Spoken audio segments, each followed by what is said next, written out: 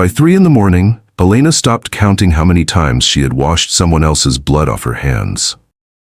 The trauma bay lights were too bright, the air too cold, and the sound never stopped. Monitors chirped in uneven rhythms, ventilators sighed, and someone was always yelling for more gauze, more drugs, more time. On the table in front of her, a man in his 40s thrashed against the restraints as they tried to intubate him. There was a knife wound in his chest and panic in his eyes. His wife sobbed in the hallway, fingers pressed white-knuckled against the glass. "Elena, hold him," the attending snapped. She stepped in close, planted her feet, and pinned the man's shoulders with the kind of practiced strength that came from 100 nights like this. His skin was slick with sweat. His breath rattled. "Sir," she said, her voice steady, "you need to stay still so we can help you." He looked up at her, wild, searching for something to anchor to. Her face gave him nothing, calm, focused, unreadable. The tube went in. The monitor's jagged lines steadied. "Good work," the doctor muttered, already moving on to the next step.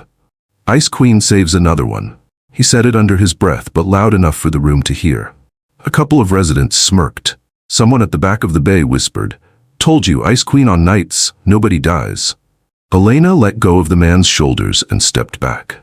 The nickname slid over her like water over glass.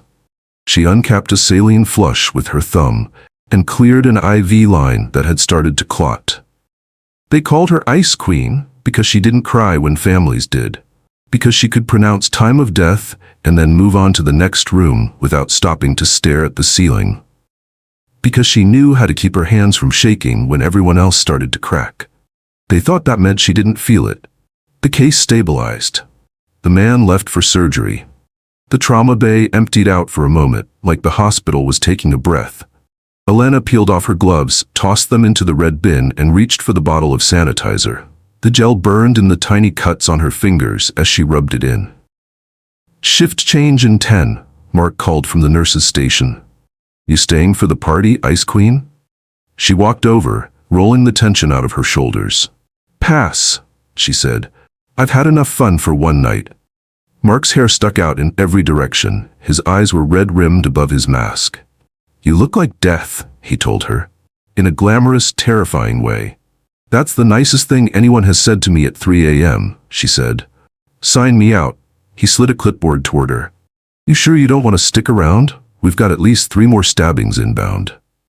"Let someone else enjoy them," she replied, scrawling her signature. "I'm done." "Lucky us," he said, but his grin softened.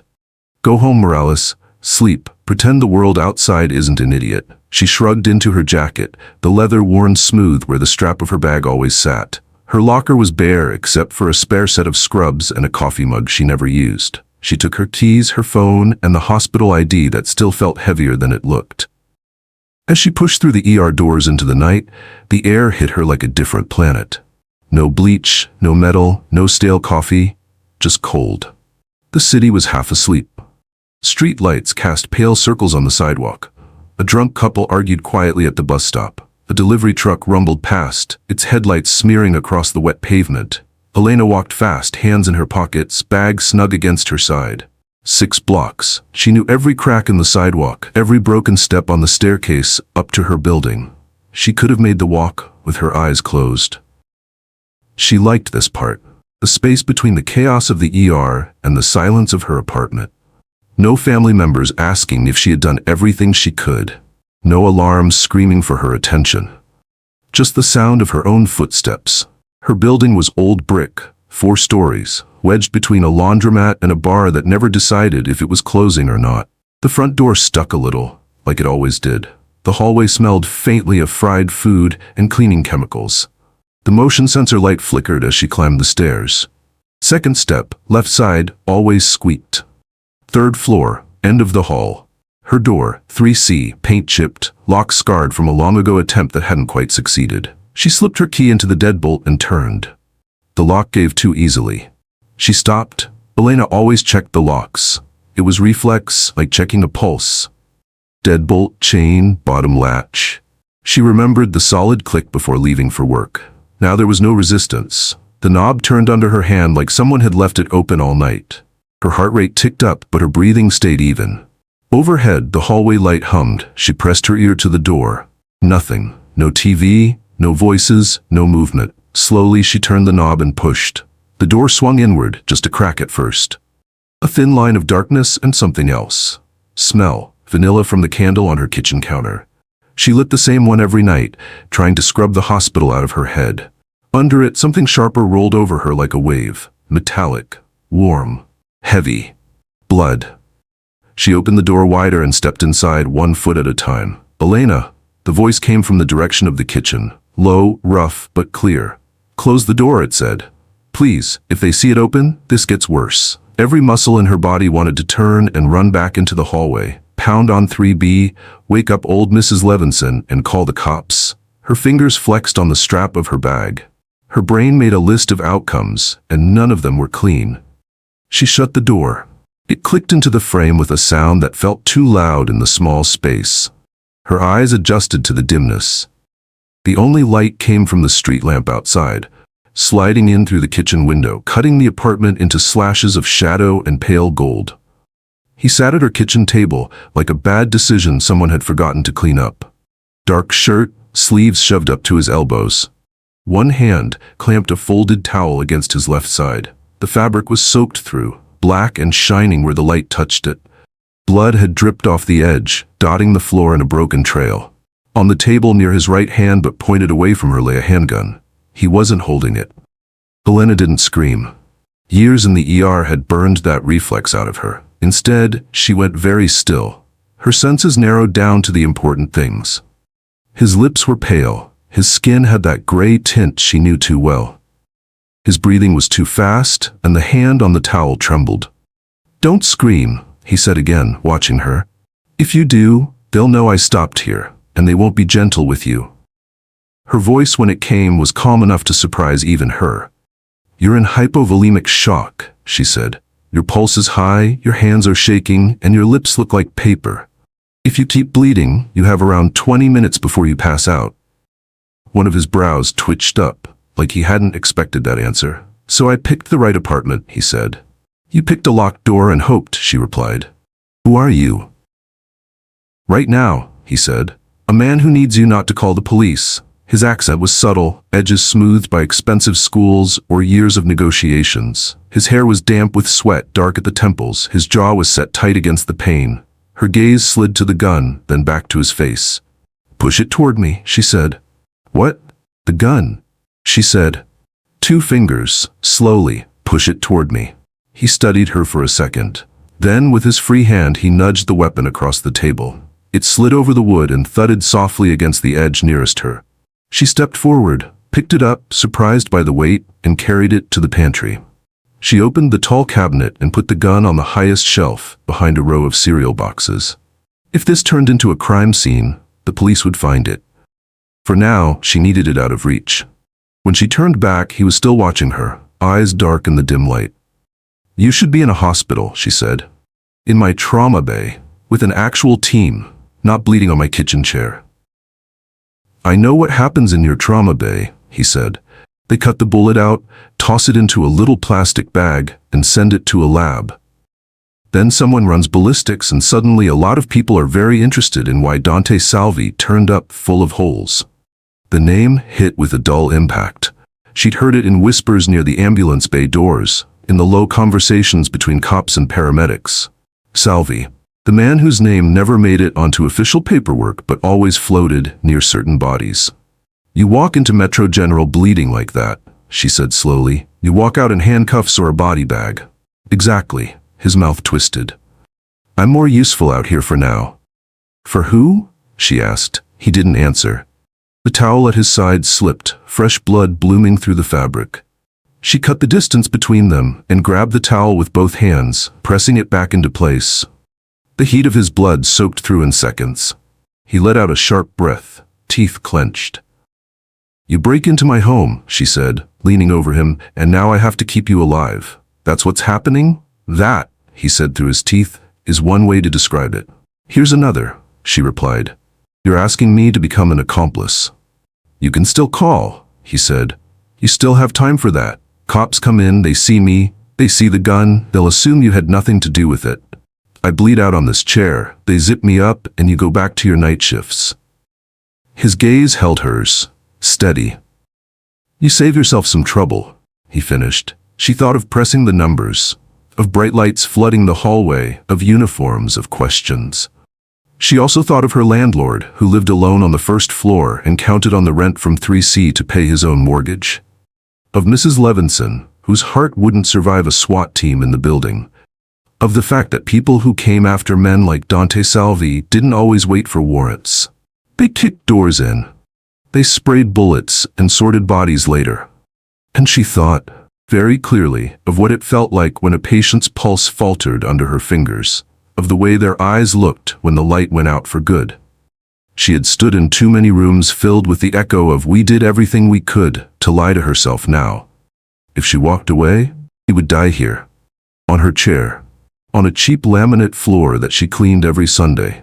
She pressed harder on the towel. Blood seeped around the edges. "You move again without my say-so," she told him. "You're on your own." He actually managed a faint smile. "Yes, ma'am. I need to see the wound," she said. "Take off your shirt."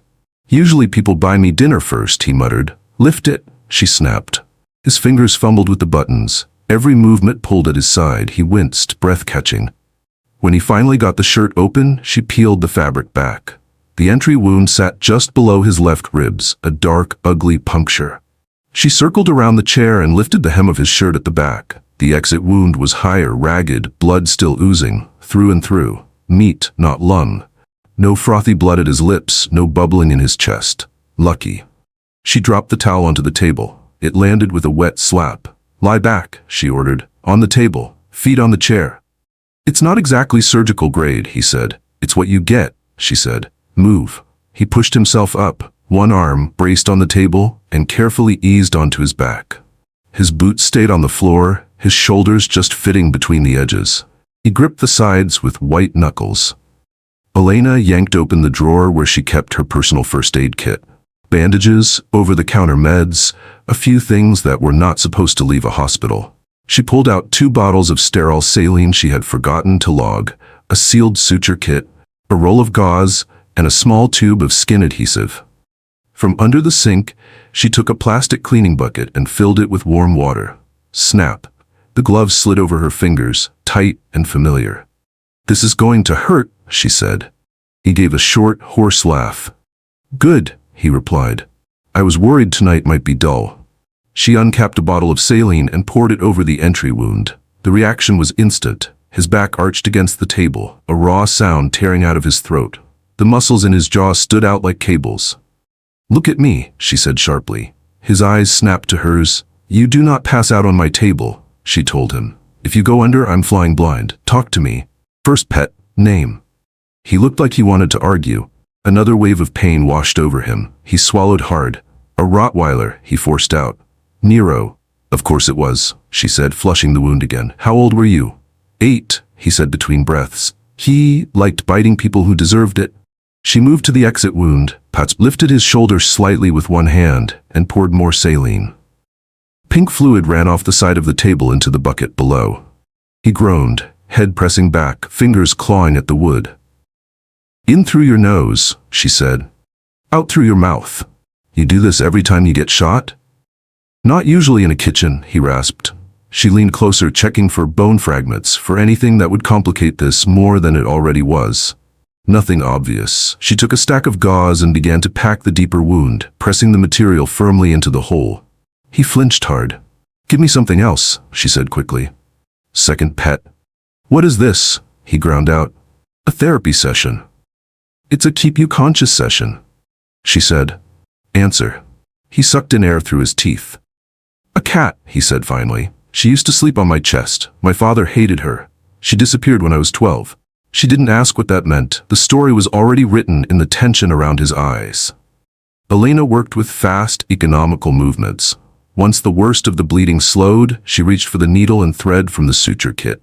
The familiar weight of the holder in her hand steadied her. "Name," she said, full. "Dante Salvi," he said. She paused for half a second, then drove the needle through skin. "I thought so," she said quietly. That a problem? He asked, watching her face. I've seen what happens to people who get caught in the crossfire of your business, she said.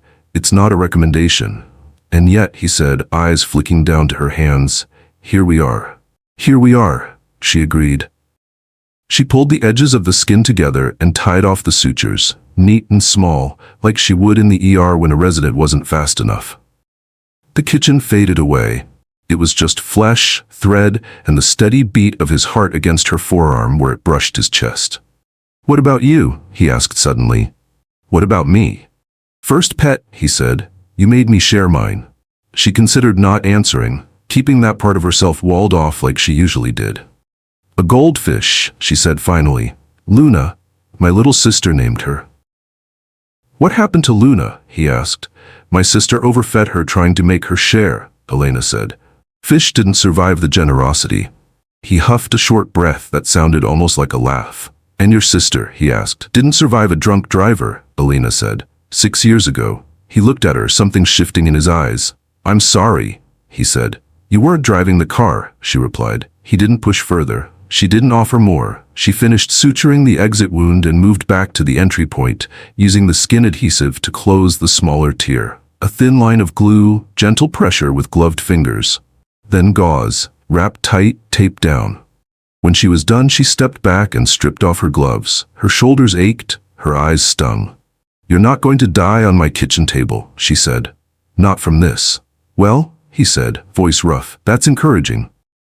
She tossed the bloody gauze and used saline bottles into the trash bag, tied it shut, and set it by the door. The bucket of pink water went down the sink. He pushed himself up slowly, wincing as the bandage pulled. What's the price? He asked. People don't do this kind of thing for free. You think I'm sending you a bill? She said. I think, he said, that you don't like being dragged into things without consent. So, what do you want from me? She looked at him. At the bandage on his side, at the towel on the table, soaked through and useless now. I want you out of my home, she said, and I want this night to never touch my job, my license, or my neighbors. That's it. He nodded once, like he had expected that answer. I can't erase it, he said, but I can make some of the fallout softer. I don't want your money, she added. I noticed, he said, you didn't ask for any. He reached for his shirt, grimacing as he slid it back over his shoulders. Buttons stayed open near the bandage. He didn't bother tucking it in. At the door, his hand rested on the knob. He looked back at her. Lock it, he said. Both locks, every time. You broke in once already, she said. Your advice doesn't inspire confidence. This was the easy way, he replied. You don't want the people who shot me trying the hard way on you. Their eyes held for a heartbeat. Good night, Elena, he said. Then he stepped out into the hallway and was gone. She stood there for a long moment, listening to the quiet. The candle on the counter had burned down to a waxy pool. The apartment smelled like saline, adrenaline, and something else she couldn't shake.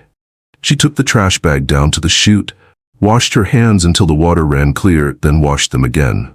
At some point, dawn began to lighten the sky outside her window. She closed the blinds and collapsed onto her bed fully dressed.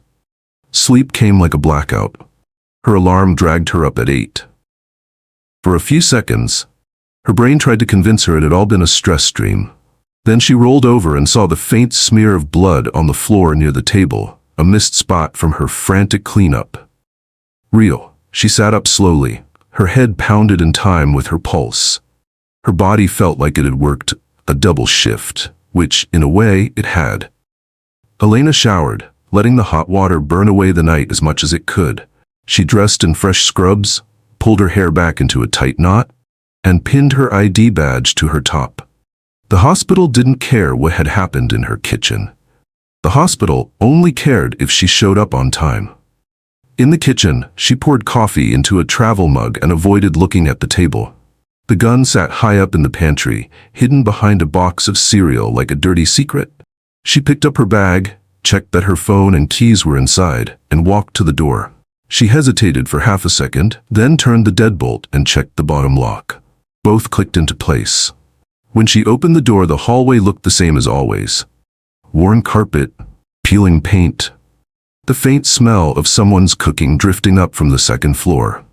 She walked down the stairs, each step familiar under her shoes. The change waited for her outside. As she pushed open the front door and stepped onto the sidewalk, her stomach dropped. A black SUV sat directly in front of her building, or engine idling. Its windows were tinted dark enough that she couldn't see inside. Another black vehicle was parked half a block down, angled just so. On the opposite side of the street, a third. Men stood on the sidewalk in groups of 2 or 3. Dark suits, dark coats, earpieces, hands folded in front of them. They didn't huddle or fidget, they watched. A curtain on the second floor twitched. Mrs. Levinson's face appeared for a fraction of a second, eyes wide. Then the curtain snapped shut. One of the men near the building entrance glanced up at Elena.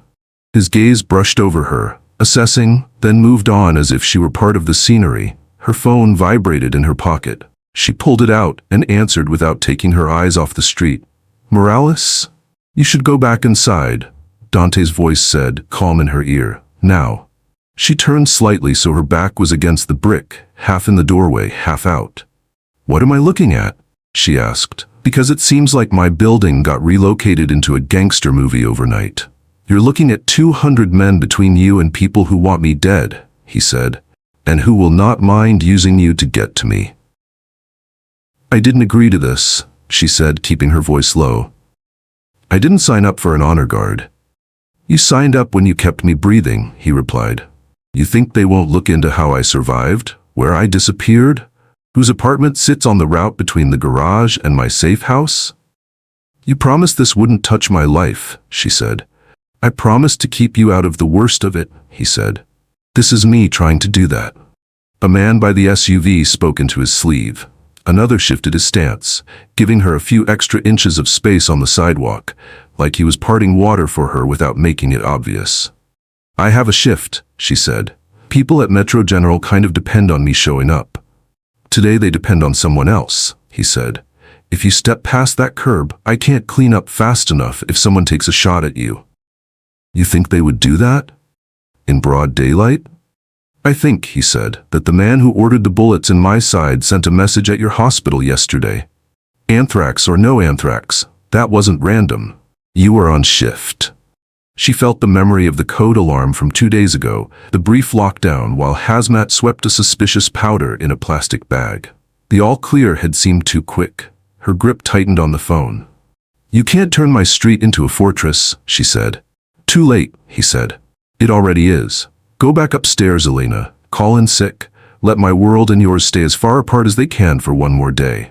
She looked at the SUVs, at the men spaced along the sidewalk, at the closed curtains, at the hospital ID badge hanging from her scrub top, at the door behind her that led back to her small apartment where the table was clean, but the air still remembered.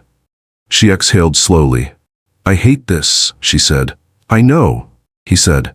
"But I'd hate explaining to your colleagues why you didn't walk into your shift more." For a moment, they both stayed quiet. The only sound was the hum of engines and the distant wail of a siren somewhere else in the city. She ended the call without saying goodbye. Then she stepped backward, back into the dim hallway, and let the front door close on the sight of the black SUVs and the men in suits. Upstairs in 3C, she slid the deadbolt home and leaned her forehead against the door. She had bandaged a monster. Now his kingdom stood guard outside her home. Elena didn't move from the door for a long time. The apartment felt smaller than it had the night before. Same couch, same cheap rug, same coffee table with a ring from a mug she'd never bothered to wipe. But now there was an invisible line running through the room. Before Dante, after Dante. Her phone buzzed again. This time it was Metro General. She watched the screen until it went dark. She called back a minute later, sitting on the edge of the couch with her elbows on her knees. "ER front desk." "Hey, it's Morales," she said. "I'm not gonna make it in." There was a pause. Keys clacked in the background. "You sick?" the clerk asked. "We're short already." "Yeah," she said. "Hit a wall. Headache, fever. You can call Mark and blame him. He'll believe you." A short laugh.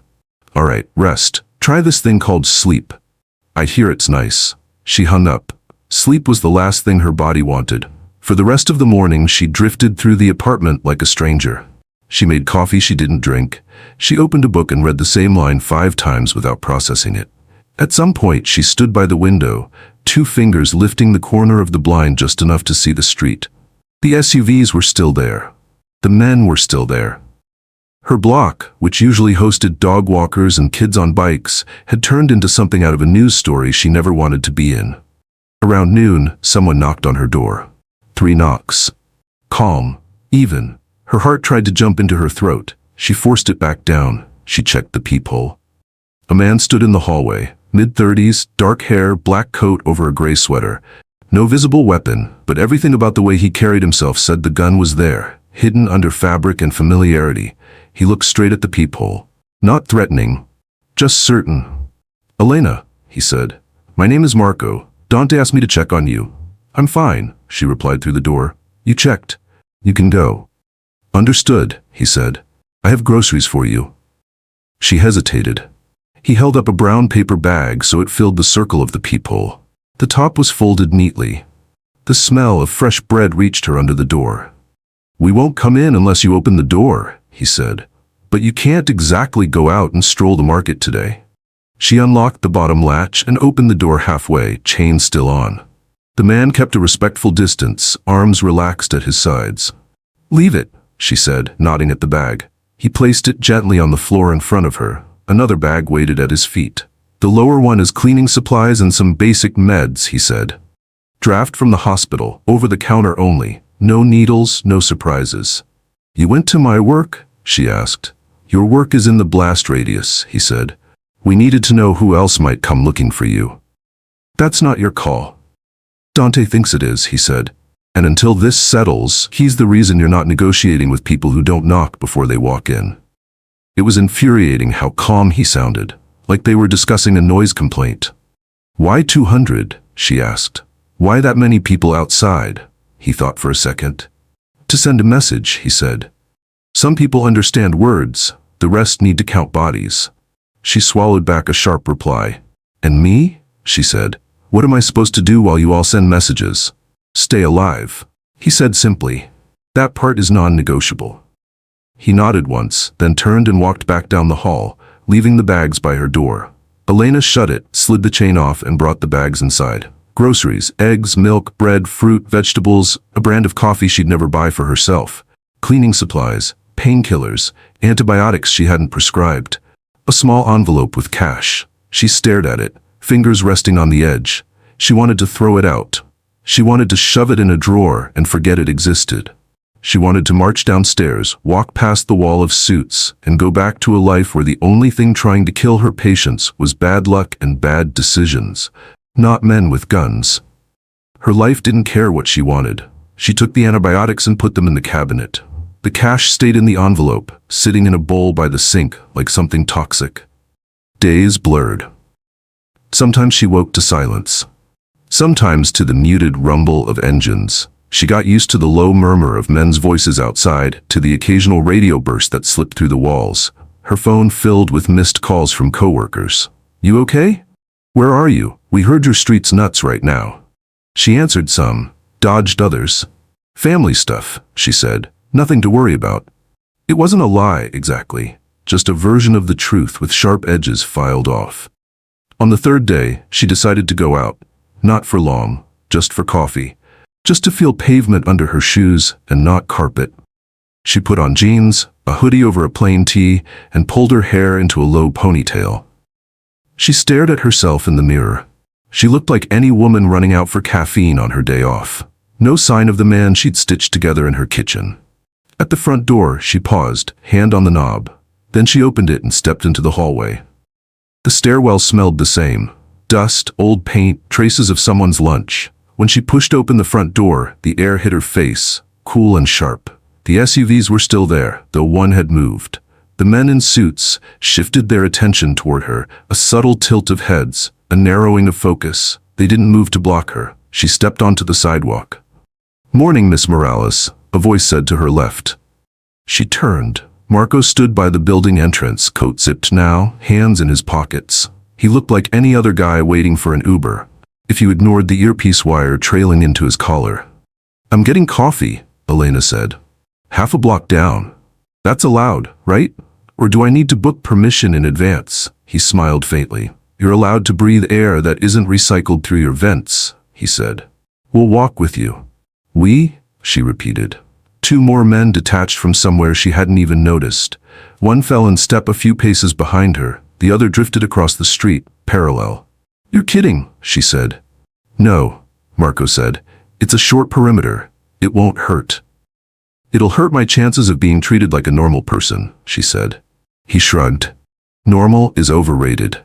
The coffee shop at the corner went quiet when they walked in.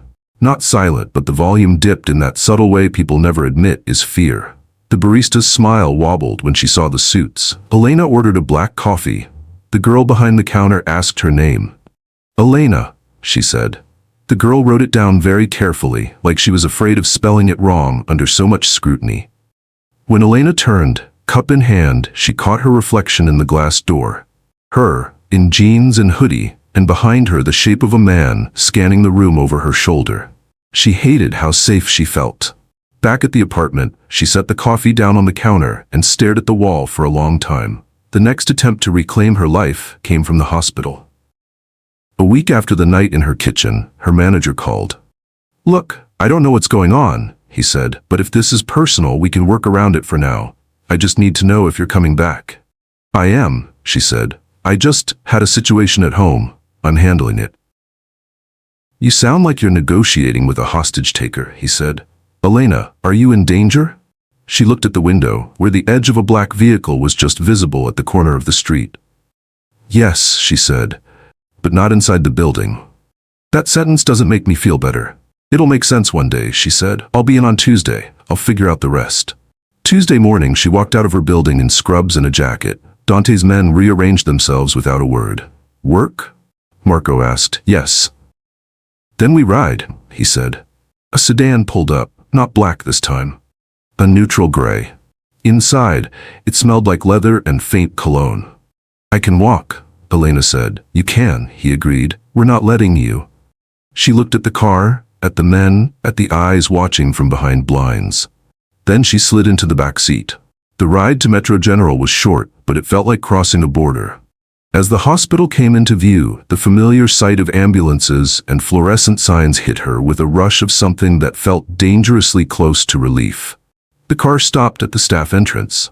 Marco opened her door. "We'll be around," he said. "Not inside, unless we have to be." "I don't want your guns anywhere near my patients," she said. "That's the one thing we agree on," he replied. Inside, the noise swallowed her. Monitors, overhead pages, a paramedic complaining about paperwork, someone laughing too loudly in the hallway. The normal chaos of the ER. It should have felt like home. It didn't. She felt the difference first in the way people looked at her. Not just the usual glance at the clock and then at her. "Oh good, she's here, things won't fall apart." But something sharper. Curious, hesitant. A tech passed her in the hall. "Nice escorts," he said under his breath. "You start dating SWAT and not tell us?" She pretended not to hear. In the staff room, Mark was pouring coffee that looked like it had died days ago. Well, if it isn't the comeback queen," he said. "I was starting to think you'd eloped with a cardiologist." "Please don't start rumors," she said, pulling her locker open. "They'll find a way to give me the worst shifts as punishment." "Too late," he said. He lowered his voice. "Is it true?" "Is what true?" "That there's a lineup of guys outside your building who look like they failed the FBI psych test?" he asked. "Because security watched the feeds and it looks like a deleted scene from a mob movie." She shut her locker a little too hard. "What do you want me to say, Mark?" she asked. "That I accidentally offended a very organized neighborhood watch?" He looked at her, eyes searching. "I want to know if you're okay," he said. "The rest is gossip." She considered him for a moment, then shook her head. "I'm here," she said. "Let's start with that." She worked her shift. Her hands remembered what to do. She cleaned wounds, started IVs, talked families down from the ledge, cracked ribs for compressions on a man who didn't make it. The routine wrapped around her like an old coat. Still, she felt the weight of eyes on her back when she walked down the hall. Conversations cut off when she entered a room. A security guard who usually joked with her was suddenly stiff, formal. She overheard a nurse whisper near the medication room. "They said the street was full of black cars, like full. You don't get that for some petty dealer." "She stitched up someone important," another voice replied. "You don't post that many suits for fun."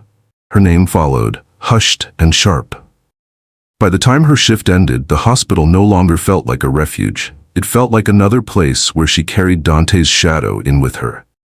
That night, back in her apartment, she sat at the table where he had bled and thought about power. Inside the hospital, she held it in her hands in a very specific way. Compressions, orders, triage. It was clean, clinical, codified. Outside, power looked like 3 SUVs and a man in a hallway saying he would die before letting someone touch her. One version filled charts, the other filled body bags. She hated that both made her feel something like safety. Rain came on a Thursday night.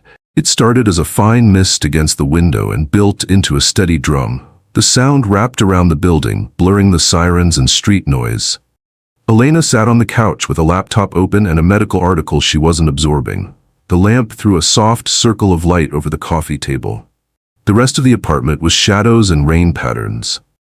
At a little past 11, someone knocked on her door. Not a sharp knock. 3 soft hits spaced out. "Of course," she murmured to herself. "Because, why sleep?" She checked the peephole. Dante leaned against the far wall, one hand braced, the other hanging at his side. His hair was damp from the rain. His face looked different without the distance her kitchen table had given them. Closer, he looked worse. Sweat glued his shirt to his skin. His eyes were slightly unfocused. Even from the narrow view, she could see the flush in his cheeks.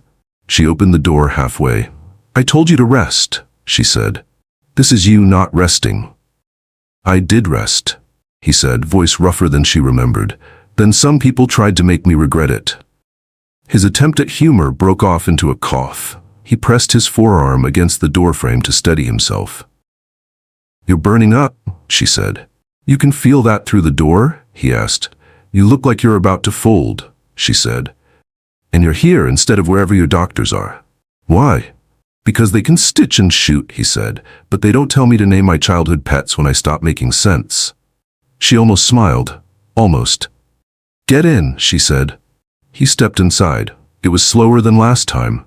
Less predator, more man running on a frayed edge. She locked the door behind him. "Sit," she said, nodding at the couch. He sat. The motion seemed to take more effort than it should. Up close, the bandage under his shirt had bled through at the edges. The flesh around where her fingers had worked was swollen, angry red. "When was the last time you changed that?" she asked. "A doctor looked at it 2 days ago," he said. "He said it was fine." "Your doctor's a liar," she said. She grabbed her kit again, laid out new gauze, antiseptic, a thermometer. The motions were almost the same as last time, but something in the air had shifted. Less shock, more simmer. "Lie back," she said. "You like bossing me around?" he muttered, but he obeyed. She cut through the dressing. Heat radiated off his skin, almost pulsing against her fingers. "Infection," she said.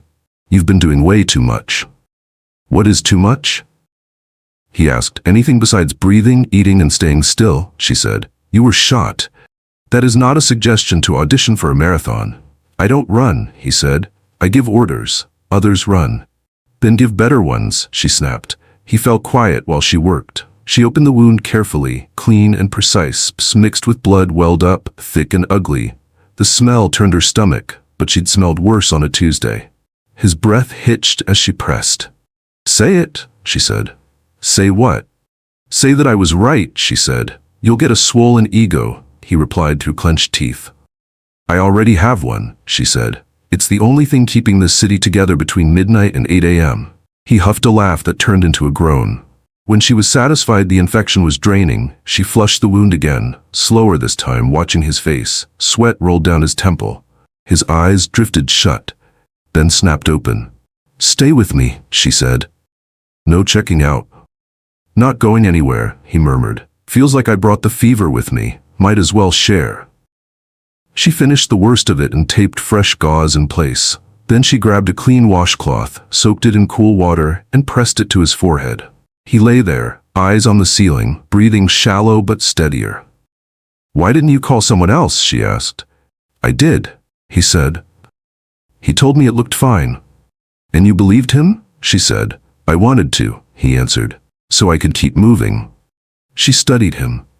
The man who had walked into her apartment full of blood and arrogance looked different, laid out on her couch, feverish and stripped down. The edges were still there, but they were softened by something more human. He shifted, turning his head to look at her. You ever think about leaving? He asked. This city, this job, start over where people don't bleed on your shoes. Every night at around 2, she said, and every morning at 6, I come back. Why?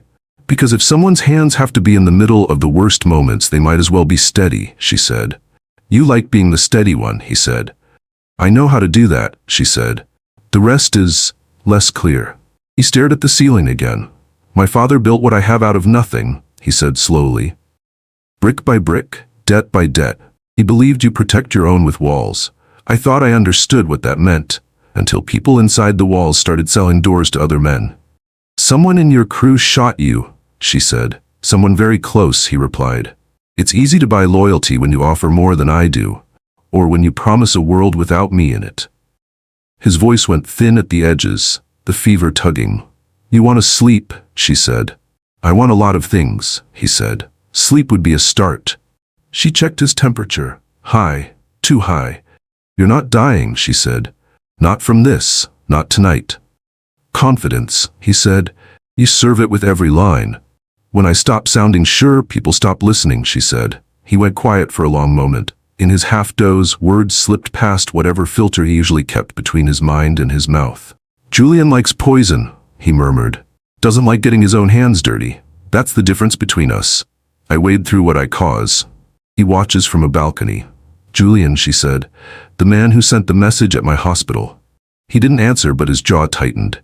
She had seen his file in fragments. News, rumors, victims. It all circled around a name like smoke. What does he want? She asked. To watch me burn, Dante said, and to remind everyone else that no one is too big to fall. And me? She asked. Your leverage, he said softly, until you're not. Comforting, she said. The cruel thing is, he went on, before all this, I thought I was keeping you safe by putting my men outside, like putting a lock on a door. Turns out I painted a target on your whole building. You talk a lot for someone half delirious, she said. Fever, he said, strips off the expensive restraint. She changed the washcloth on his forehead, wringing it out in the sink and placing it back. When she returned, his eyes were closed, lashes dark against his skin. Don't sleep yet, she said. Tell me something else, he murmured. Something that isn't about me. What? She asked. Your sister, he said. You said a driver killed her? You never said the rest. She didn't talk about that night. Not to coworkers, not to therapists who were more interested in notes than in the way the world looked when the phone call came. But she had her hand on his pulse, and his was on hers in a way she couldn't explain. She was 18, Elena said. Took my car. I told her to be careful. She said she always was. A guy leaving a bar decided his keys meant he deserved to get home faster than everyone else. Head on? He asked quietly. Intersection, she said. He ran the light. The call came at 2:17. I wasn't a nurse yet. I thought hospitals were places where people went and then came home. That ended that night. He opened his eyes. What happened to him? He asked. Lawyers, she said. Technicalities. Time. He did 2 years in a place with a gym and a library. She stayed in the ground. His gaze went dark. If he had been mine, he said, he wouldn't have walked again. She looked at him. And if you had been in my sister's place, she asked. If it was your body on that table, what would your mother have wanted? Another dead man? Or a world where it didn't keep happening? You sound like a priest, he said. I sound like someone who has to go back to work in the morning, she replied. I can't fix every drunk behind a wheel. I can start a line that says, not this one, not today. He studied her like he was trying to memorize the lines of her face. You scare me more than Julian, he said. Because I poke holes in your justifications? She asked. Because you poke holes in mine, he said, and I still want to keep you around. He drifted after that, the fever dragging him under. Once or twice he jerked, whispering in a language she didn't recognize, words thick with leftover nightmare. She kept her chair by the couch, fingers lightly on his wrist, counting beats. Outside, the rain kept falling. At some point in the early hours, someone tried to open the door. The handle moved with a soft click. A key slid into the lock. Elena was already on her feet. Dante's eyes snapped open. In an instant, the feverish haze was gone, replaced by cold clarity. He sat up, hand going to his side where a gun would usually be. For once, there was nothing there. The door opened a fraction of an inch. Who has a key? Elena hissed. Marco. Dante said. And 2 others. Then why isn't he knocking? The gap widened a little more. Elena? A voice called softly. Not Marco's. She moved halfway between the couch and the door, heart pounding, mind mapping the apartment in steps, couch, table, kitchen counter. No weapons except kitchen knives and a very high shelf with one hidden gun. Who is it? She asked. Security check, the voice said. We picked up movement on the cameras. Dante shook his head once. That's not ours, he said. The door started to swing open. He moved faster than she thought he could, with a fresh bandage and a fever. He grabbed her arm and pulled her down behind the end of the couch, putting his body between her and the door in one smooth motion. Stay down, he whispered. A man stepped into the apartment. Not Marco, shorter, narrower shoulders. He wore the same suit, the same earpiece, but something was off. His eyes swept the room with a hunger that didn't match the professional calm of the others. He closed the door behind him without locking it. Elena? He called again. We need to move you. There's been a breach. Dante's hand tightened on her arm. Don't answer, he mouthed. The man moved deeper into the apartment. We don't have time for this, he said, irritation creeping into his voice. Julian's people are all ready. He never finished the sentence. A faint buzz sounded in his earpiece. He touched it, listening, his jaw clenched. She's not picking up, he said quietly. He must have. Dante stood up. It wasn't a slow, careful rise. It was a controlled surge, all focus, no wasted motion. The man startled. His hand darted toward his jacket. Dante grabbed him by the wrist and slammed it against the wall so hard the man gasped. A gun clattered to the floor, skidding across the hardwood. Wrong apartment, Dante said softly. Wrong story. The man swung with his free hand, catching Dante in the ribs. Dante grunted, the wound clearly screaming under the impact, but he didn't let go. Elena, he called, eyes never leaving the man. Kitchen drawer. Left side. She moved, adrenaline burning away the last fog of exhaustion. The drawer held utensils, a few odds and ends, and, tucked under a pile of dish towels, a compact handgun. She picked it up. It felt heavier than the one she'd hidden behind the cereal. Her hands wanted to shake. She didn't let them. The front door flew open. 3 of Dante's men stormed in, guns already drawn, faces hard. Marco was in front. He took in the scene in a single glance. The stranger pinned to the wall, the gun on the floor, Dante's clenched jaw. In or out? Marco asked. In, Dante said. He used a key and my name in the same sentence. The man twisted. You think I don't see what you're doing? He snarled. You're getting soft. She's making you weak. Everyone sees it. They're waiting for you to fall. Elena watched the words hit Dante like another punch, not to his ribs, to something deeper. You picked the wrong leverage, Dante said. His voice had lost all warmth. It was ice. The rest happened fast. One of the men hauled the intruder out into the hall. There were muffled shouts, a scuffle, the heavy sound of a body hitting stairs. A door slammed somewhere below. Elena stood in the middle of her living room, gun still in her hand, chest heaving. She had stitched bullet holes. She had cracked ribs. She had watched people die. This was different. This was violence leaking under her front door. She set the gun on the table before her fingers betrayed her and let it drop. Dante leaned against the back of the couch, breathing hard, one hand pressed to his side. Sit, she said, before you start bleeding again just to prove a point. He obeyed without argument. Marco came back in, closing the door behind him. He was sending voice notes to someone while he walked up, Marco said. We cut the feed. We'll find the rest. Make sure he can't tell any stories when he's done, Dante said. Elena stared at him. What does that mean? She asked. It means, he said, that he chose his side, and it wasn't mine. You're going to kill him, she said. He just tried to take you, Dante replied. What would you like me to do? Ask him nicely not to do it again? That's not an answer, she said. He looked at her, tired and feverish and dangerous. My world doesn't run on answers you like, he said. It runs on corrective measures. Bodies, she said. Sometimes, he said. Marco glanced between them, then stepped back, giving them space. Elena walked to the window and looked out. From up here, the SUVs were small, dark shapes against the street. People walked by, umbrellas tilted, heads down, lives intact. Somewhere down there, someone had just been dragged out of her building because he had picked the wrong door. Her stomach turned. You know what the worst part is? She said. What? I feel safer with your people out there than I ever did walking home alone after night shifts, she said. And that scares me more than he did. Dante didn't answer. He didn't have to. The truth sat between them, heavy. They patched him up again. This time she made him stay. He dozed off on the couch, fever slowly easing under the combined assault of antibiotics, fluids, and her stubborn insistence that he stay horizontal. Marco stationed himself outside the door, a silent presence she could feel through the wall. Elena slept in the chair, neck at a bad angle, hands folded over a blanket she had thrown over Dante's legs. In a moment of reflex she tried not to think about. Morning came gray and cold. Her phone woke her. Not the alarm. A call. Metro General, the display said. She answered. Morales. Elena, where are you? It was her manager. His voice was tight. At home, she said. Why? What happened?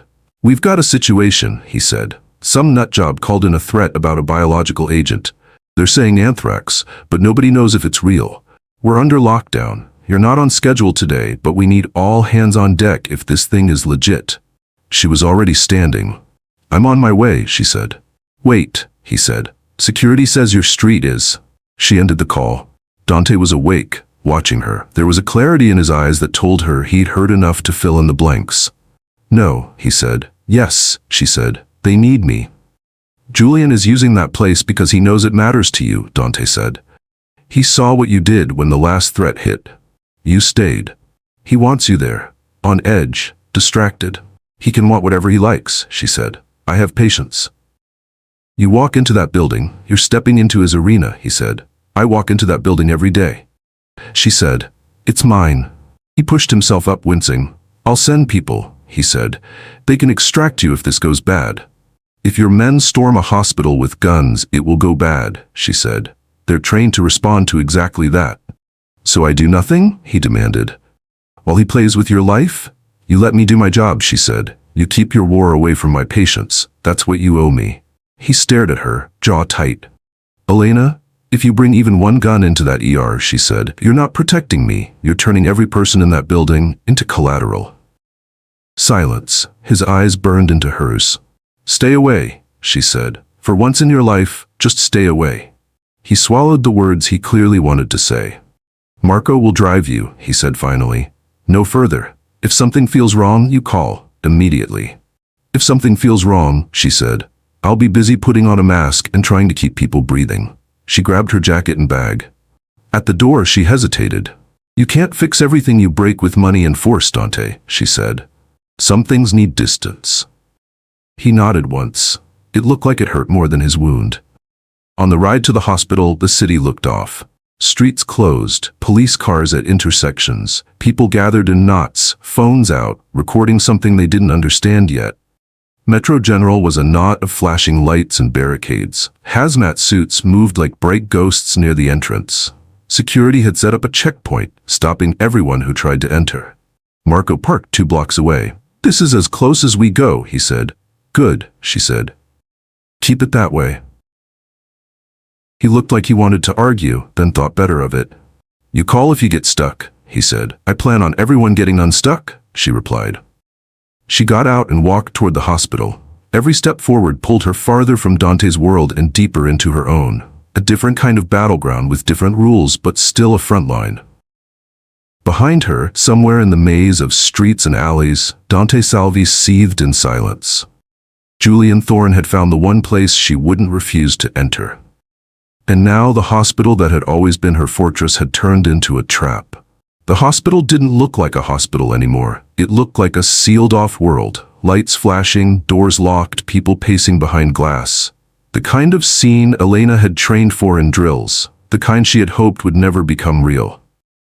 As she approached, an officer lifted a hand. Ma'am? Staff? ER nurse? She said, showing her badge. The officer's jaw tightened. He stepped aside. Inside, Metro General smelled like disinfectant and fear. A strong, acidic fear, the kind that comes from not knowing whether the danger is real or imagined. Elena, Dr. Singh jogged toward her, mask around his neck, gloves half on, half off. Thank God, we're short. Half the team got stuck in traffic before the lockdown dropped. What do we know? Elena asked. Package found in the mailroom, white powder, and before you ask, yes, someone already opened it. Symptoms, No one's showing any, but admin called it in before tox screening. Good, she said. Panic is contagious, anthrax isn't. He blew out a shaky breath. Wish everyone believed that. They pushed through the double doors into the ER. Chaos had shape here. Families clustered, patients on stretchers, a few people crying, others frozen, waiting. Nurses moving fast with carts full of masks and gloves. Someone was arguing in the corner. You can't keep me here. I need to pick up my kid. Sir, if you leave, you might endanger him, a tech said gently. Please stay where it's safe. Elena jumped in without slowing. Let me talk to him, she said. The tech backed off. Elena faced the man, early 40s, panicked eyes, chest rising too fast. Where's your son? She asked quietly. School, he said. They'll be releasing the kids and I'm not there. When they release them, someone will be there, Elena said. But if this threat is real and you walk out with traces on your clothes, you're putting him at risk with your own hands. His face cracked. My job, she said, touching his arm lightly, is to get every person home alive today. Help me do that. He swallowed hard and nodded. Relief rippled through the space around him. One crisis down, 50 more waiting. Elena turned toward the supply cabinet and froze. A small smear of white dust sat under the corner of a table. Her stomach dropped, not because she thought it was anthrax. Protocol kept that reaction trained out, but because she knew what panic would look like if anyone else noticed. She crouched, scooped it into a biohazard swab container, sealed it, and stood. Dr. Singh looked over. Good catch, he said. We'll run it. But his words were drowned out by the overhead speaker. All staff, code violet in Bay 3. Security requested. Elena and Singh exchanged a glance and ran. Bay 3 was a mess of shouting, metal clanging, and a stretcher tipping sideways.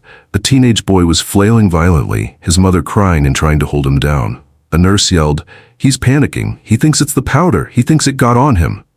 Elena stepped in, palms raised. Hey, she said, voice steady. Look at me. The boy's eyes darted. You're not dying, she said. You're scared, and that's allowed. But you are not dying. Take a breath with me. I can't. Yes, you can, she said. On 3. 1, 2. He inhaled sharply, too fast. No, she said gently. Slower, like you're trying to fog a mirror. A second inhale, shaky but controlled. His shoulders dropped a fraction. Good, she said. Now again. His breathing steadied. His mother sobbed in relief. Dr. Singh stepped forward with a sedative. The boy didn't fight it. Within 30 seconds, the entire bay softened around the edges.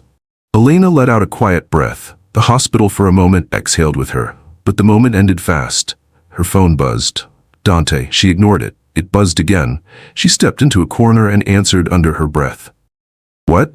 Elena. His voice was taut, low, threaded with a sharp tension she hadn't heard before. It isn't random. I know, she said, but we're controlling it. You're not listening, he said. My people intercepted chatter. Julian isn't trying to scare the city. He's trying to flush you out. Her pulse stumbled.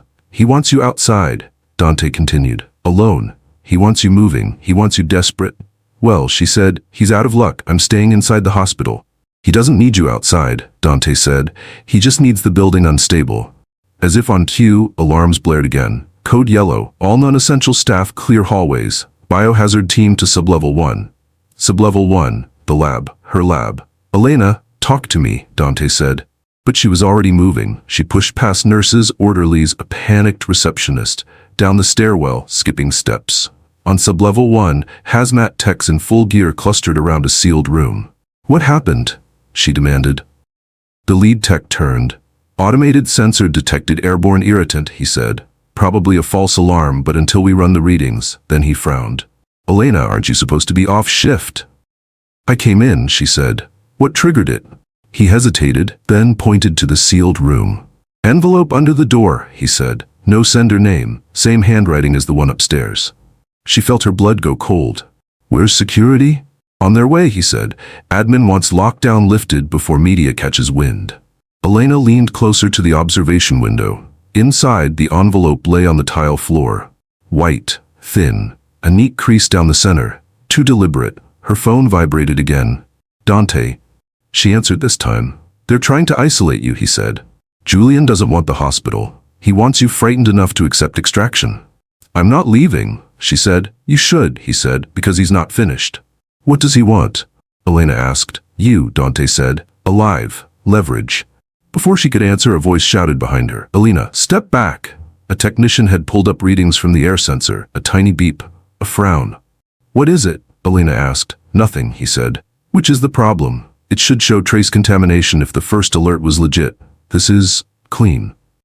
It's a bluff, she said. A dangerous one, the tech replied. Someone's testing response protocols. The hallway suddenly felt too small. Where's security? Elena asked. 2 minutes, he said. Her phone buzzed again. Elena, Dante said. One of my men just picked up movement outside the loading dock. It's a hospital, she said.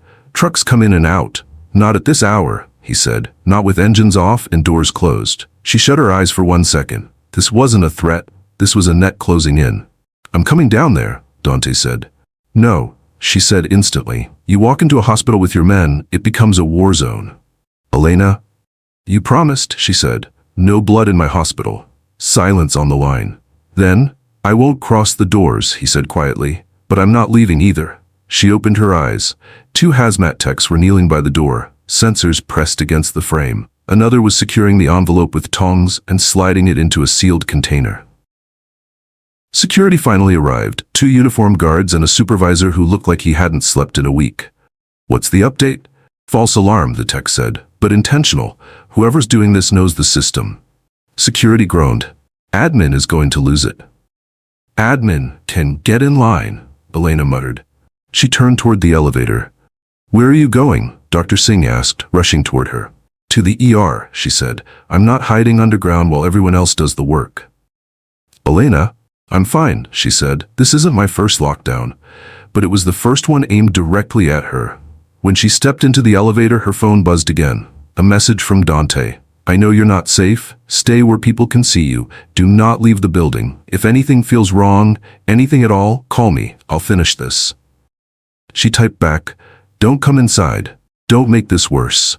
My patients come first. His reply came instantly. That's exactly why he's using them. The elevator doors slid open. The ER was a blur of movement again. More alarms, more shouts, more fear. But under it, Elena felt something else. A pressure. A shift. A hand moving a chess piece with her name on it.